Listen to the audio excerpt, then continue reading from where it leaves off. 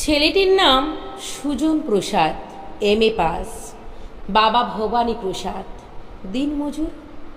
ছেলে যেদিন MA pass করেছিল, বাবার চোখে স্বপ্ন জল জল করে উঠেছিল।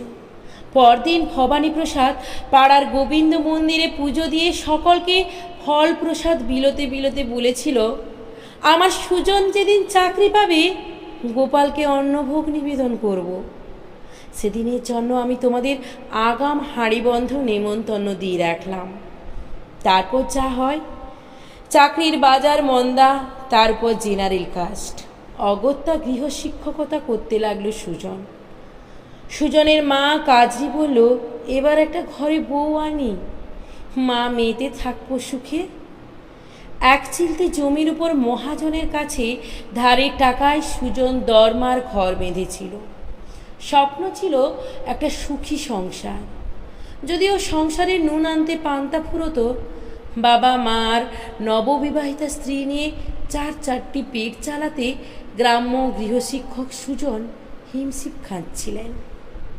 তার উপর এমনিতেই গ্রামের গৃহশিক্ষকের মাসিক মাহিনা যৎসামান্য। বেশিরভাগ অভিভাবকেরা ক্ষেতের শস্য বা ফলমূল বেতন হিসেবে দিয়ে থাকেন। এই দাক্ষিণেই সুজন মাস্টার চালিয়ে নিচ্ছিলেন তার আতপেটা খাওয়া ভরা সুখের সংসার। তবে বাদ সাধল লকডাউন। করোনার প্রথম ঢেউ সে উতরে নিয়েছিল কষ্টে সৃষ্টি, কিন্তু করোনার দ্বিতীয় ঢেউ। প্রত্যন্ত গ্রামে না আছে অ্যান্ড্রয়েড মোবাইল, না আছে নেটওয়ার্ক, আর তাই অনলাইন টিউশনি পড়ানো বন্ধ হয়ে গেল। দিনের পর দিন অভাব ঘিরে ধরল। তার উপর মহাজনের টাকার তাগদায় জর্জরিত গোটা পরিবার। অনেক ভেবে চিনতে পরদিন সকালে সুজন তার সদ্য বিবাহিতা স্ত্রীকে শ্বশুর বাড়িতে রেখে রাতে বাড়ি ফিরে বৃদ্ধ বাবা মা এবং এমএ পাস, চোখে স্বপ্ন, হতদরিদ্র জেনারেল কাস্টের সুজন লণ্ঠনের আলোয় ভাতে বিষ মিশিয়ে খায়।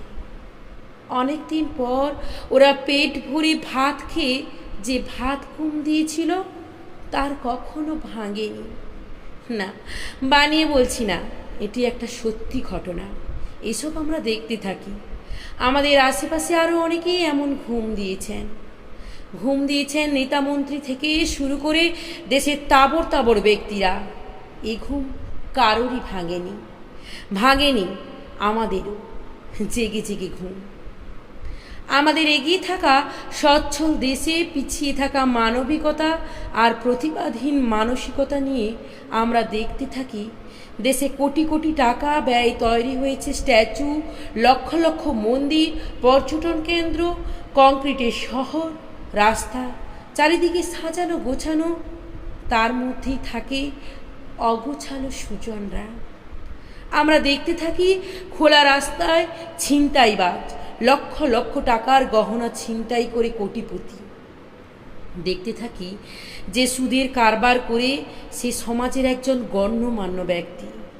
আমরা দেখতে থাকি অগুন্তি কামাইয়ের খোলা রাস্তায় অশিক্ষিত বেকারের সাবলীলতা। মন্দিরের চাতালে ফকটে ভবিষ্যৎ গণনা করে, মাদুলি তাবিজ বিক্রি করে অমুক বাবা তমুক বাবা সেজে আমাদের থেকে কোটি কোটি টাকা ইনকাম করে।